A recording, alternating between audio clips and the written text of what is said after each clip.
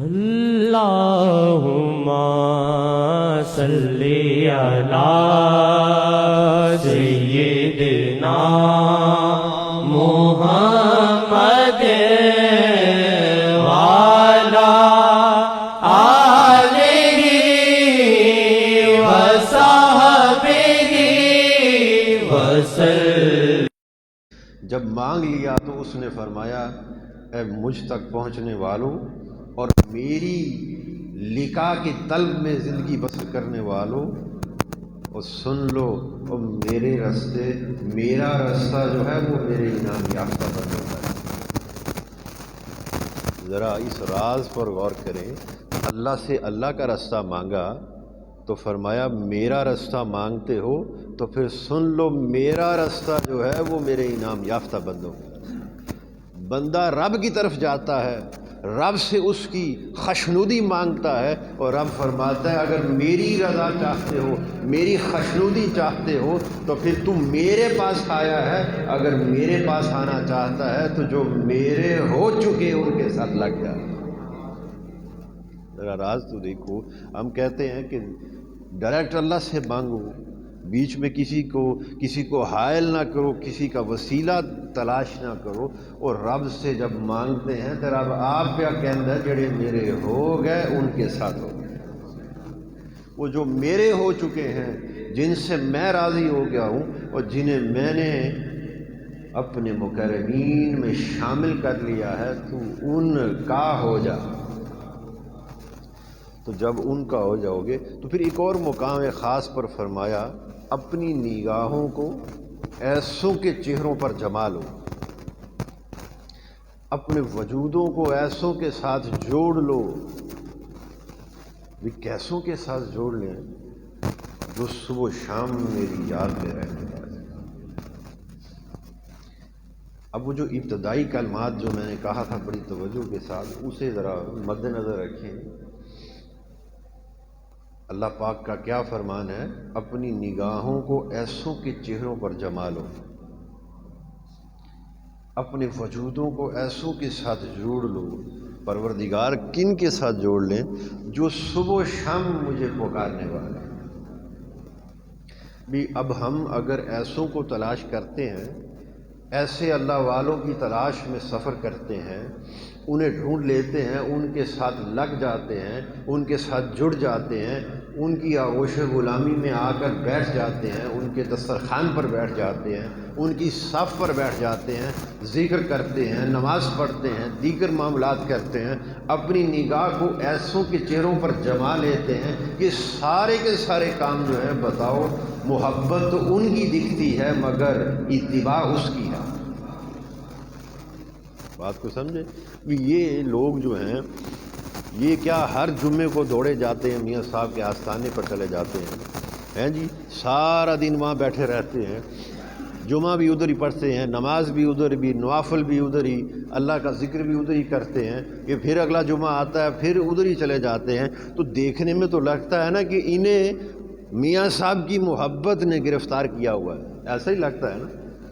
تو گرفتار تو ان کو میاں صاحب کی محبت نے کیا ہوا ہے، مگر وہ محبت اتباع الہی ہے۔ میری بات کو سمجھے؟ وہ در حقیقت اللہ کی محبت کی اتباع میں ہے۔ فرمایا جو لوگ مجھ سے محبت کرنا چاہتے ہیں، میری محبت کے دعوے دار ہیں، وہ ایسوں کے ساتھ جوڑ جائیں جو صبح و شام مجھے یاد کرتے ہیں۔ وہ اپنے وجودوں کو ایسوں کے ساتھ لگا لیں، اپنی نگاہوں کا مرکز ایسوں کے چہروں کو بنا لیں جنہیں میری یاد صبح و شام جن کے سینوں میں چلتی ہے۔ پھر اب یہاں پر ایک بڑا خاص نقطہ، اس نقطے پر ذرا غور کریں۔ اس روئے زمین پر نمازی پرہیزگار تو بہت سے ہیں، کیوں جی؟ نماز پڑھنے والے زاہد و عابد تو بہت سے ہیں، زہد و ورع کی کیفیات اپنانے والے تو بہت سے لوگ ہیں۔ جب اللہ تعالیٰ کا یہ حکم سن لیا کہ لوگوں میری رضا چاہتے ہو تو پھر کیا کرو، ایسوں کے ساتھ لگ جاؤ جو صبح و شام مجھے پکارتے ہیں۔ اپنی نگاہوں کا مرکز ایسوں کے چہروں کو بنا لو جن کے دلوں میں میری یاد بستی ہے۔ اب اس حکم کی اتباع کے لیے جب نکلے تو دیکھا روئے زمین پر، اور زمین کے چپے چپے پر دیکھا کہ اسے پکارنے والے تو ہر جگہ موجود ہیں۔ اور صبح بھی یاد کرتے ہیں، نماز فجر پڑھتے ہیں کہ نہیں؟ بولو۔ شام کو بھی یاد کرتے ہیں، نماز عصر بھی پڑھتے ہیں۔ بہت سے نمازی بھی دیکھے، بہت سے پرہیزگار بھی دیکھے، اللہ اللہ کرنے والے بھی دیکھے۔ اب یہاں پر آ کر انسان پریشان ہو جاتا ہے اور عین ممکن ہے کہ گمراہ ہو جاتا ہے۔ تو اللہ پاک نے اپنے بندوں پر شفقت فرماتے ہوئے اس راز سے بھی پردہ ہٹا دیا کہ میرے بندے پریشان نہ ہو جائیں، کہیں گمراہ نہ ہو جائیں، کہیں غلط رستے پر نہ پڑ جائیں۔ میں اپنے بندوں کی پریشانی کو دور فرما دیتا ہوں، ان کے لیے اور آسانی فرما دیتا ہوں۔ بھی لوگوں اپنے وجودوں کو ایسوں کے ساتھ جوڑ لو، اپنی نگاہوں کا مرکز ایسوں کے چہروں کو بنا لو جو صبح و شام مجھے پکارتے ہیں۔ اب اگلا نقطہ جو پردہ اٹھایا اور فرمایا سن لو، جان لو کہ ان کا مجھے پکارنا کسی لالچ پر مبنی نہیں ہے۔ وہ نقطہ ہے بھی دیکھا اللہ والوں کو اگر تلاش کرنا ہے اس روئے زمین پر۔ آپ کو یاد ہوگا کہ میں اکثر یہ بات کرتا ہوں کہ اللہ تعالیٰ نے اپنی ناراضگی کو گناہوں میں چھپایا ہوا ہے، بات کو سمجھے، اور اپنی رضا کو نیکیوں میں چھپایا ہے۔ کوئی پتہ نہیں کس گناہ سے وہ ناراض ہو جائے، کوئی پتہ نہیں کس نیکی سے وہ راضی ہو جائے، جسے ہم سمجھتے ہوں کہ یہ تو بڑا چھوٹا سا گناہ ہے، بڑی چھوٹی سی خطا ہے، کوئی پتہ نہیں اس نے اپنی ناراضگی اسی میں چھپائی ہو۔ تو قاعدہ یہ ہے کہ کوئی گناہ کر ہی نہ، جس حد تک ہو سکے گناہوں سے خطاؤں سے بچ جا۔ اور پھر کوئی پتہ نہیں کہ جسے ہم سمجھیں کہ یہ تو بڑی معمولی سی نیکی ہے، میں تو ساری رات جاگتا رہا، تہجد پڑھتا رہا، پھر میں نماز بھی پڑھی، میں مسجد سے بھی بیٹھا رہا سردی دے اندر، تو سارے معاملات کرتا رہا، ہوں یہ تو ایک چھوٹی جی نیکی ہے، تو میں اب سو جاتا ہوں، پھر دیکھی جائے گی، کل کر لیں گے۔ بات کو سمجھے؟ ایسا ہوتا ہے کہ نہیں؟ کوئی پتہ نہیں وہ جو تو ساری رات جاگتا رہا اس سے وہ راضی نہ ہو، اس چھوٹی سی نیکی سے وہ تجھ سے راضی ہو۔ جو تجھے رستے میں چلتے ہوئے اگر رستے میں کوئی رکاوٹ آ گئی، تو نے اس رکاوٹ کو ہٹا دیا تو فرمایا میں نے تجھ سے راضی ہو گیا۔ حدیث پاک کے اندر ہے کہ میں نے ایک شخص کو جنت میں دیکھا، اور اس کو جنت میں اللہ تبارک تعالیٰ نے فقط اس عمل کی وجہ سے داخل فرمایا کہ اس نے ایک کانٹے دار ٹہنی رستے میں سے ہٹائی تھی۔ بات سمجھ آئی؟ تو کوئی پتہ نہیں کہ آپ کی ایک ٹہنی ہٹانے سے، اس کی مخلوق کے لیے آسانی پیدا کرنے سے، اس کے بندوں کے لیے آسانی پیدا کرنے کے کسی ایک قول و فعل اور عمل سے آپ سے وہ راضی ہو جائے۔ فرمایا کہ اور اس نے اپنے، تو پھر قاعدہ یہ ہے کہ کوئی نیکی کوئی اچھا عمل چھوڑو ہی نہ، اور جو تجھے میسر آ جائے کر گزر۔ پھر فرمایا اس نے اپنے بندوں کو، اپنے خاص بندوں کو، اپنے مقربین و صالحین کو اپنی مخلوق میں چھپا رکھا ہے۔ کوئی پتہ نہیں ساتھ بیٹھا بندہ آپ کے جسے آپ اپنے سے کمتر سمجھتے ہوں، وہ اس کی دل کی زمین پر رب بستا ہو۔ اور یہ ایسا خاص، یہ امر باطن ہے، اس کا ظاہر سے تعلق نہیں ہے۔ یہ جو ولایت ہے یہ امر باطن ہے، اس کا ظاہر سے کوئی تعلق نہیں۔ عین ممکن ہے کہ جس کے دل میں رب بستا ہو اسے خود بھی خبر نہ ہو۔ یاد ہے میں یہ بات کی تھی، بہت سے اولیاء اللہ والے ایسے بھی گزرے ہیں، اللہ کے مقرب بندے ایسے بھی گزرے جنہیں اپنی ولایت کا خود بھی خبر نہیں تھی، بس اللہ کو ایسا یاد کیا کہ اس کے سوا بقیہ ہر شے کوئی بلا کر انہیں اپنے ہونے کی بھی خبر نہ رہی، انہیں اپنی ولایت کی بھی خبر نہ رہی۔ اللہ تعالیٰ نے انہیں جو مقام و مرتبہ عطا فرمایا انہیں اس مقام و مرتبے کی بھی خبر نہیں، بس خبر تھی تو فقط رب کائنات کی، خبر تھی تو فقط مدینے کے ماہی۔ انہیں جب بھی دیکھو ان کے دلوں پر، ان کی زبانوں پر اللہ ہی کا ذکر چلتا ہے۔ ان سے کوئی دنیاوی بات کر لو، وہ گھوم گھوم کر وہ دنیاوی بات یا تو شروع بھی گنبد خضرا سے کریں گے یا ختم لا کر گنبد خضرا پر کر دیں گے۔ اسے سادہ کر لیں، اگر آپ کسی اللہ والے کے پاس، کسی حضور کے عاشق کے پاس چلے جائیں تو اس سے کوئی دنیاوی بات بھی کریں تو وہ شروع یا تو حدیث پاک سے کرے گا، بات کو سمجھو، یا ختم آخر میں آ کر حضور کا فرمان سنا کر تو اٹھائے گا۔ حضور کے فرمان کے بغیر بات محفل کو مکمل نہیں ہونے دے گا۔ اور حدیث پاک کے اندر ہے، عاشق کی پہچان ہی یہ ہے کہ وہ جس کے عشق میں گرفتار ہو جاتا ہے وہ گھوم گھوم کر بس اسی محبوب کی باتیں کرتا ہے۔ وہ کہیں بھی بیٹھا ہو، وہ سفر میں ہو، کسی شادی بیاہ پر ہو، کسی دنیاوی محفل میں ہو، دینی محفل میں ہو، وہ جتھے بھی ہو، جس بھی ماحول نے اندر ہوئے، وہ حضور دی گلاں کرتا ہے۔ تو فرمایا کہ اس نے اپنی مخلوق کے اندر اپنے مقربین، اپنے ذاکر بندوں کو چھپا کر رکھا ہے۔ تو کوئی خبر نہیں کہ کون، نمازی تو سارے ہی ہیں، اس روئے زمین پر بہت سے مل جائیں گے، زاہد و عابد، زہد و ورا کی کیفیات والے بھی مل جائیں گے، مگر ان میں اللہ والوں کو کیسے تلاش کیا جائے، وہ تو اس نے چھپا کر رکھا ہوا، جن کے اوپر اس حکم کا اطلاق ہوتا ہے کہ اپنے وجودوں کو ایسوں کے ساتھ جوڑ لو، اپنی نگاہوں کو ایسوں کے چہروں پر جما لو جو صبح و شام مجھے پکارنے والے ہیں۔ تو پھر وہ راز خود آشکار فرما دیا اور کہا کہ سن لو، وہ جو میرے ہیں ان کی یاد کسی لالچ پر مبنی نہیں۔ اب ہم کیا کرتے ہیں، ہم نماز پڑھیں گے، اللہ کا ذکر کریں گے، تہجد پڑھیں گے، رات کا قیام اللیل اگر نصیب ہو جائے جس قدر، تو آخر پہ کیا کریں گے، پروردگار ہماری اس عبادت کو اپنی بارگاہ میں قبول فرما لے۔ اور یہ جو میں کہتا ہوں میرے الفاظ پر غور کیا کریں، اس میرے الفاظ میں بہت سے سوالوں کے جواب آپ کو مل جائیں گے۔ اور میں ایسا کیوں کہتا ہوں کہ ہمیں اپنے مرشد کریم کے الفاظ پر بڑے سے جوابات، بہت سے سوالوں کے جواب ملا کرتے ہیں۔ بات کسی اور مقصد کی ہوتی تھی مگر اس کے اندر رشد و ہدایت کا منبع نصیب ہوتا تھا، چشمہ نصیب ہو جاتا تھا، ایک معیار نصیب ہو جاتا تھا جسے لے کر ہم چلتے۔ تو پھر فرمایا کہ جنہیں وہ جو ان کو آشکار فرما دیا اس راز کو کہ ان کی یاد کسی لالچ پر مبنی نہیں۔ اب ہم نماز کے بعد کیا مانگتے ہیں، عبادت کے بعد پروردگار اسے قبول فرما لے، اور اس عبادت کو وسیلہ بناتے ہیں۔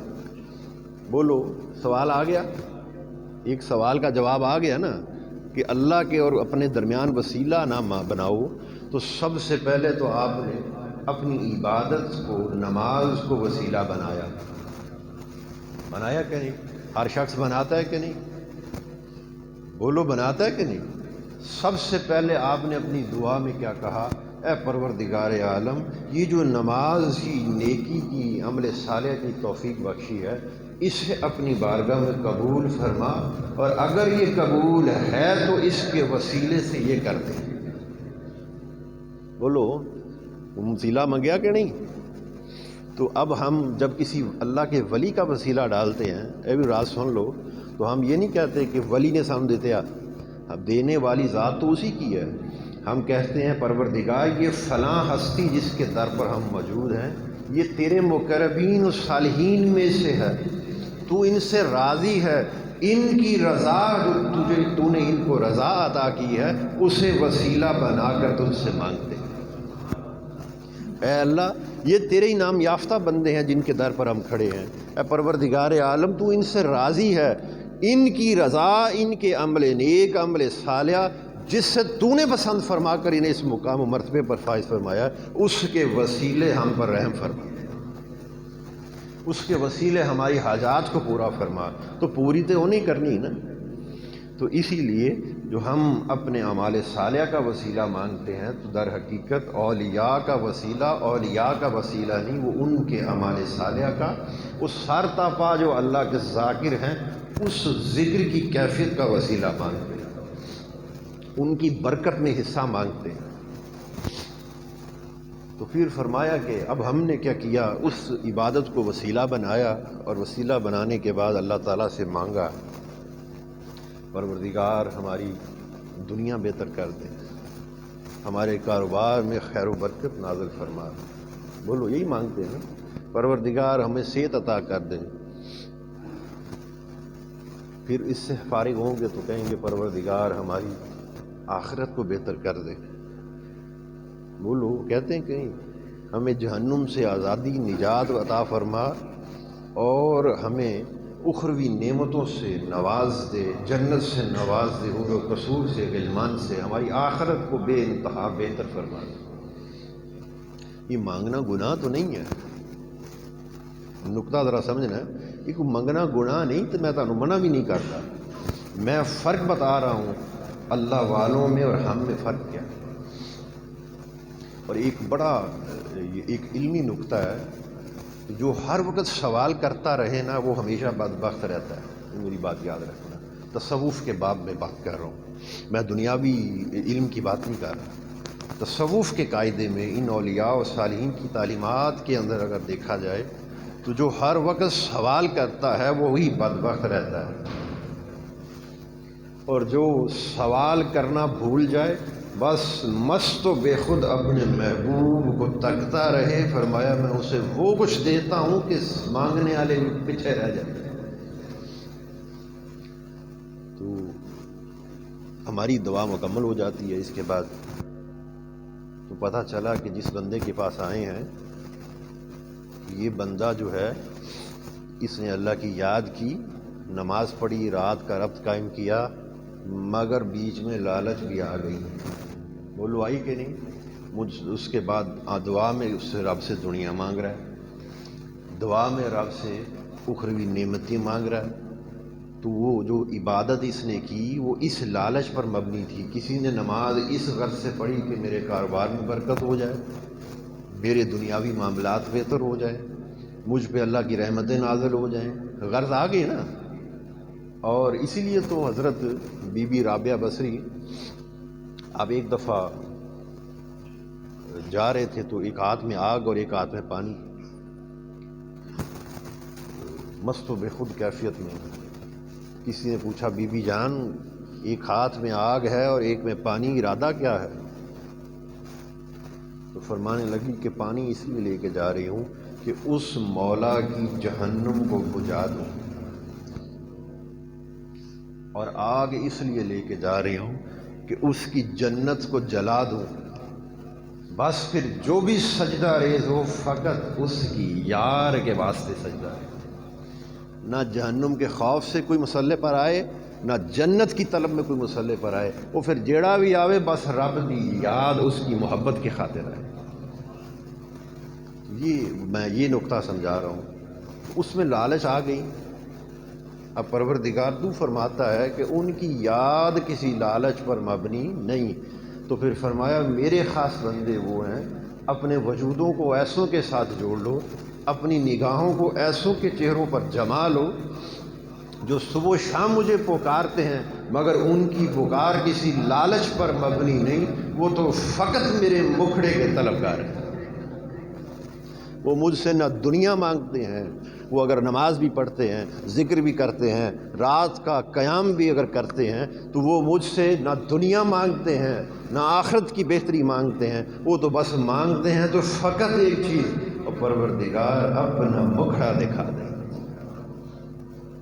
ایسے اللہ والوں کے ساتھ فرمایا خود کو جوڑ لو، اگر مجھ تک پہنچنا چاہتے ہو اپنے آپ کو ایسوں کے ساتھ جوڑ لو، میں ایسوں کے دلوں میں بستا ہوں، میں نے اپنا مقام قیام ایسوں کے دلوں کو بنا رکھا ہے۔ اور وقت آپ کا ہو گیا تو یہ آخری بات، تو اللہ والوں کی جنہیں کسی شے کی لالچ نہ ہو، کسی شے کا خوف نہ رہے اور کسی شے کا غم نہ رہے، بس غم رہے تو فقط اسی کا، مولا کا، اگر خوف رہے تو فقط مولا کا، اور اگر طلب رہے تو فقط مولا کی رہے۔ ایسوں کا حال یہ ہوگا جب وہ دنیا سے رخصت ہوں گے تو انہیں جنتوں میں داخل فرمایا جائے گا۔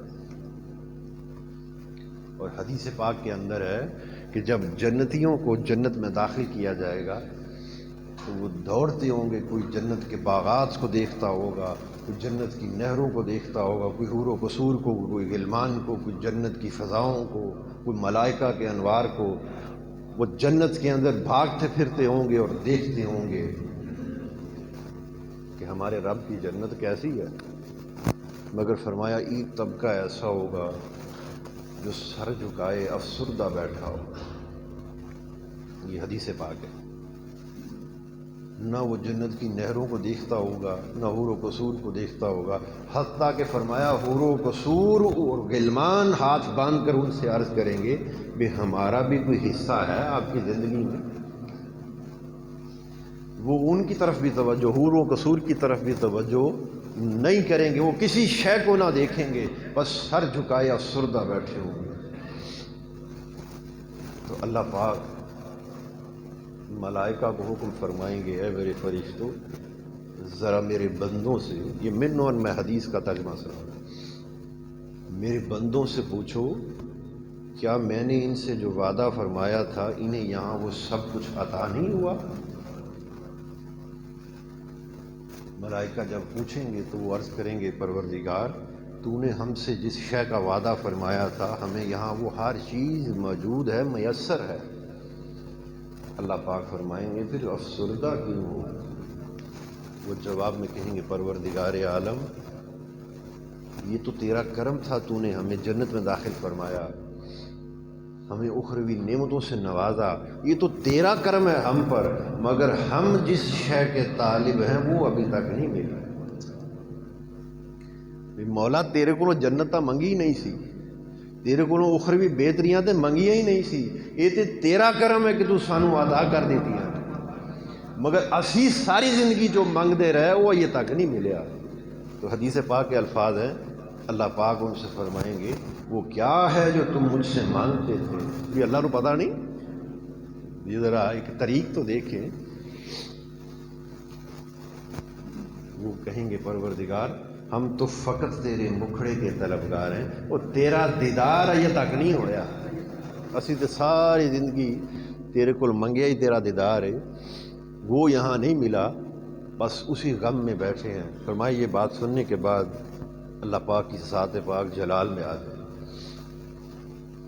اور حکم صادر فرمائے گی اے فرشتوں میرے بندوں اور میرے درمیان میں سے حجابات کو ہٹا دو۔ فرمایا وہ حجابات ہٹ جائیں گے اور وہ رب کو تکتے ہوں گے، رب بندوں کو تکتا ہوگا، وہ اللہ تعالیٰ کے حسن و جمال کو تکتے ہوں گے۔ اور پھر فرمایا کہ جنتیوں کے اندر جنت میں کوئی شخص ایسا نہیں ہوگا جسے اللہ کا دیدار نصیب نہ ہو۔ حدیث پاک جو جنت وڑ گیا بس اسے پھر دیدار الہی نصیب ہی ہوگا۔ جنت کے اندر اللہ تعالیٰ کے دیدار کی مجلس منعقد ہوا کرے گی۔ یہ میں جتنی بات کر رہا ہوں یہ آقا کا فرمان والی شان۔ جنت کے اندر کیا ہوگا؟ فرمایا اللہ تعالیٰ کے دیدار کی مجلس منعقد ہوا کرے گی، ہفتہ وار کہہ لیں سمجھنے کے لیے، جیسے جمعے کا دن ہے، ہمارے تمام دنوں میں سردار دن ہے کہ نہیں، تو مثال بھی پھر جمعے کی دے لیتے ہیں، سمجھیں کہ جمعے کے دن اللہ تعالیٰ کے دیدار کی مجلس منعقد ہوگی اور تمام جنتی جو ہیں وہ اس میں ان کو طلب کیا جائے گا۔ اور جیسے آپ سارے بیٹھے ہیں حدیث پاک میں ایسے سارے جنتی بیٹھ جائیں گے اور اللہ تعالیٰ کی ذات کے اس کے حسن و جمال کو از خود تکتے ہوں گے، اور اللہ پاک ان سے کلام فرمائے گا، باتیں کرے گا، اے فلاں کے بیٹے فلاں بتا تیرا کیا حال ہے۔ ایسے ہر شخص سے اللہ تعالیٰ کی ذات کلام فرمائے گی، اے فلاں کے بیٹے بتا تیرا کیا حال ہے، اے فلاں کے بیٹے فلاں بتا تیرا کیا حال ہے۔ اور حدیث پاک کے اندر ہے اللہ پاک ایسی باتیں بھی فرمائیں گے، ہاں بھئی وہ گناہ کردہ سی، اس کے گناہوں کا بھی تذکرہ فرمائے گا، اے فلاں کے بیٹے فلاں بتا دنیا میں یہ کرتا تھا.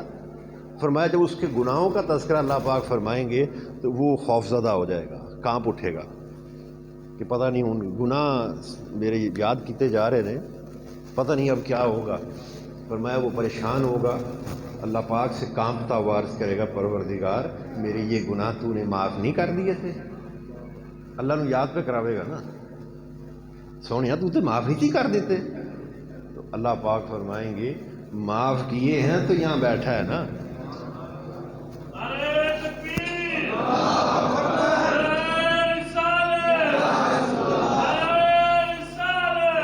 رسول اللہ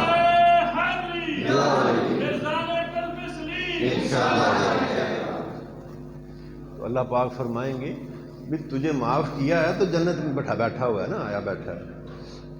تو اس طرح اللہ تعالیٰ ہر شخص سے کلام فرمائیں گے اور ہر شخص اللہ تعالیٰ کا دیدار کرے گا. پھر فرمایا جنتیوں میں ایک قسم ایسی ہوگی جو ہفتہ وار اس کے دیدار کی مجلس میں جائیں گے، ایک قسم ایسی ہوگی جو روزانہ اس کے حسن و جمال کا دیدار کریں گے، اور پھر فرمایا ایک قسم ایسی بھی ہوگی جو ہر لمحہ اس کو تکتا ہوگا. تو پھر فرمایا کہ جو ہر لمحہ تکتے ہوں گے، اور ہمارے سلسلے کے دادا مرشد حضرت خواجہ با یزید بستامی رحمۃ اللہ علیہ آپ فرماتے ہیں کہ وہ جو ہر لمحے اللہ کو تکتے ہوں گے نا، اگر ایک لمحے کے لیے بھی ان پر اللہ تعالیٰ اور ان کے درمیان حجاب آ جائے تو وہ اللہ کی جنت سے ایسے پناہ مانگیں گے جیسے جہنمی جہنم سے مانگتا ہے. ایڈا کو تڑپ اٹھیں گے یہ تیرا دیدار نہیں تو جنت اکڑ دے سن، ایک لمحے کے لیے بھی ان کو اوپر دیدار بند نہیں ہوتا. پھر فرمایا کہ وہ ہر لمحہ اللہ تعالیٰ کو تکتے ہوں گے. اب ان کا حال کیا ہوگا جو ہر لمحہ اللہ کو تکتا ہوگا؟ فرمایا وہ جو ہفتہ وار اللہ تعالیٰ کے دیدار کی مجلس میں بیٹھنے والے ہوں گے، جب وہ دیدار کی مجلس سے اٹھ کر واپس جائیں گے. اگلی بات بڑی خاص ہے، وہ بیچ میں آ گئی، اس کو بھی کر لیتے ہیں. فرمایا دیدار کی مجلس کے بعد کیا ہوگا؟ وہ پھر جنت کے بازار میں جائیں گے شاپنگ کے لیے، خرید و فروخت کے لیے. انہیں غلمان دیے جائیں گے، جیسے آج سمجھنے کے لیے ہم کسی ڈپارٹمنٹل اسٹور میں چلے جائیں، وہ ٹرالی ملتی ہے سامان رکھنے کے لیے بولو، اور کسی اور بڑے اچھے اسٹور میں چلے جائیں تو وہ ساتھ ایک بندہ بھی دیتے ہیں جو ٹرالی ریڑھتا بھی ہے اور آپ کی گاڑی تک بھی سامان لے جاتا ہے. تو میں سمجھانے کے لیے مثال دے رہا ہوں. تو اسی طرح فرمایا کہ جب وہ مجلس سے جدا ہوں گے، اٹھیں گے، تو پھر وہ شاپنگ کے لیے جائیں گے جنت کے بازار میں. اب جنت کے مرتبے ہیں اور درجے ہیں، بولو ہیں کہ نہیں؟ بازار یہاں بڑی خاص بات، بازار ایک ہی ہے. جنت کے کتنے درجے ہیں بولو، اور بازار کیا ایک ہی ہوگا. اب اس کو ایک رکھنے کا راز کیا ہے؟ فرمایا جب وہ وہاں سے جدا ہوں گے تو شاپنگ کے لیے، خریدنے کے لیے کوئی اپنا سامان جب جائیں گے، فرق یہ ہے کہ یہاں خریدنا ہو تو پیسے چاہیے، وہاں خریدنے کے لیے پیسے نہیں چاہیے. جس شے کا ارادہ کریں گے وہ ان کی ٹوکری میں آ جائے گا. تو حدیث پاک کے اندر ہے کہ جب وہ جنتی وہ بازار میں جائیں گے تو وہ کیونکہ درجے زیادہ ہیں اور بازار ایک ہی ہے، تو پھر ہر درجے کا جنتی اسی بازار میں آیا ہوگا. تو حدیث پاک میں ہے کہ وہاں وہ اس شخص کی انبیاء علیہ السلام سے بھی ملاقات ہوگی اسی بازار میں، اولیاء صالحین سے بھی ملاقات ہوگی، کیونکہ بازار جو ایک ہے سارے ہی وہاں آئے ہوں گے. تو وہ شخص انبیاء کو بھی دیکھے گا، ان کے انوار کو بھی دیکھے گا، اولیاء صالحین اپنے سے اونچے درجے زاہد و عابد لوگوں کو بھی وہاں دیکھے گا. ادنا جنتی تھا نا بولو، اور وہاں وہ اونچے درجے والوں کو بھی دیکھے گا. پھر خاص نقطہ فرمایا وہاں کوئی کسی سے ادنا نہیں ہوگا. میں یہ حدیث کے الفاظ بنوان سنا رہا ہوں. پہلے کیا فرمایا؟ وہاں وہ انبیاء کو بھی دیکھے گا، اولیاء صالحین کو بھی دیکھے گا، اللہ کے مقربین کو بھی دیکھے گا، ان سے بھی ملاقات ہوگی، اس کا آمنا سامنا ہوگا، اور اونچے درجے والوں کو بھی. اور ساتھ فرما دیا پر وہاں کوئی ادنا، کسی سے بھی کوئی ادنا نہیں ہوگا. تو فرمایا وہ ادنا کیسے نہیں ہوگا، جب اس کی ملاقات اپنے سے اونچے والے سے ہوگی تو وہ ان کا لباس، ان کا جبہ دیکھ کر رشک کرے گا، کہے گا پروردگار انہوں نے تو کتنا خوبصورت لباس بنایا۔ ابھی وہ یہ سوچے گا ہی تو فرمایا اس کا لباس تبدیل ہو جائے گا۔ جو فرمایا نا کہ کوئی کسی سے ادنا نہیں ہوگا، فرمایا وہ ابھی ان کے لباس کو دیکھ کر یہ کہے گا پروردگار ان کا لباس کتنا خوبصورت ہے، ابھی وہ یہ سوچ ہی رہا ہوگا تو وہی لباس اللہ تعالیٰ اس کو بھی پہنا دے گا۔ تو یہ جو بیچ میں بات آ گئی تو کر لی، تو اصل نقطہ جو میں بتانا چاہ رہا تھا تو فرمایا کہ اللہ کے دیدار کی مجلس سے جب اٹھ کر اپنے گھروں میں جائیں گے تو اللہ تعالیٰ کے حسن و جمال کا ایک نور ان کے چہروں پر چڑھا ہوگا۔ جیسے برف باری ہو رہی ہو تو آپ باہر بیٹھ جائیں تو آپ کے سر پر داڑھی میں وہ پڑ جاتی ہے کہ نہیں؟ اسی طرح جب وہ اللہ تعالیٰ کے نور کی جب اس مجلس میں بیٹھے ہوں گے تو اللہ کا نور، اس کے حسن و جمال کا ان پر بندوں پر پڑتا ہوگا، اور اس قدر پڑتا ہوگا کہ جب وہ جدا ہو کر اپنے گھروں میں جائیں گے تو کئی دن ان کی بیویاں انہیں پہچانیں گی نہیں، وہ چہرے پر نور چڑھا ہوگا۔ پھر آہستہ آہستہ چند دن کے بعد وہ نور جب ہٹتا جائے گا تو پھر وہ پہچانیں گی کہ اچھا یہ فلاں شخص ہے۔ اتنے میں پھر باری آ جائے گی، پھر جمعہ آ جائے گا، بولو۔ اور پھر فرمایا کچھ ایسے بھی ہیں جو ہر لمحہ اس کے حسن و جمال کو تکتے ہوں گے، اور بولو وہ تو پھر اس ہی کے حسن و جمال میں ہی فنا ہوں گے نا۔ وہ کون لوگ ہوں گے؟ جنہوں نے اس دنیا کے اندر اپنا آپ اس رب کی ذات میں فنا کیا ہوگا، جنہوں نے اپنی پہچان کھو دی ہوگی، وہ اپنے آپ کو بلائے بیٹھے ہوں گے، جن کے بارے میں اللہ پاک نے فرمایا جو لوگ ہم میں مجاہدہ کرتے ہیں ہم ان پر اپنی طرف آنے والے بہت سے رستوں کو کھول دیتے ہیں۔ بات کو سمجھ؟ وہ لوگ ہوں گے جنہوں نے اس دنیاوی زندگی میں اس کے سوا کسی شے کو مانگا ہی نہیں ہوگا، تو وہ پھر ہر لمحہ اسی کو تکتے ہوں گے۔ تو اللہ پاک سے دعا کریں اللہ حضور علیہ الصلوۃ والسلام کے نالین پاک کی خاک پاک کا صدقہ ہمارے تمام صغیرہ و کبیرہ گناہ معاف فرما دے۔ اے اللہ ہماری تمام خطاؤں کو درگزر فرما دے۔ اے اللہ ہمیں قبر کے عذاب سے، محشر کے عذاب سے، صراط اور میزان اور قبر کی ہولناکی سے بچا لے، موت کی سختی سے بچا لے، ہمارا خاتمہ ایمان پر فرما۔ اے اللہ ہمیں ان صالحین جیسی عبادات و تسبیحات کرنے کی توفیق عطا فرما۔ اے اللہ ہم سے ہمیشہ وہی کام سرزد ہوں جسے تو پسند فرماتا ہے، ہمیں ہر اس کام سے روک لے جسے تو نے ناپسند فرمایا۔ اے اللہ حضور علیہ الصلوۃ والسلام کے نالین پاک کی خاک پاک کا صدقہ میرے مرشد پاک حضرت خواجہ میاں محمد کلب سلیم رحمۃ اللہ علیہ آپ کو دائماً اپنی رحمت کی جولی میں رکھنا، آپ پر دائماً اپنی رحمت کا سائبان تنا رکھنا، آپ کو ہمیشہ حضور علیہ الصلوۃ والسلام کی آغوش غلامی قربت خاص میں کالی کملی کے سائے تلے رکھنا۔ صلی اللہ علی حبیبہ سیدنا محمد و آلہ و صحابہ وسلم۔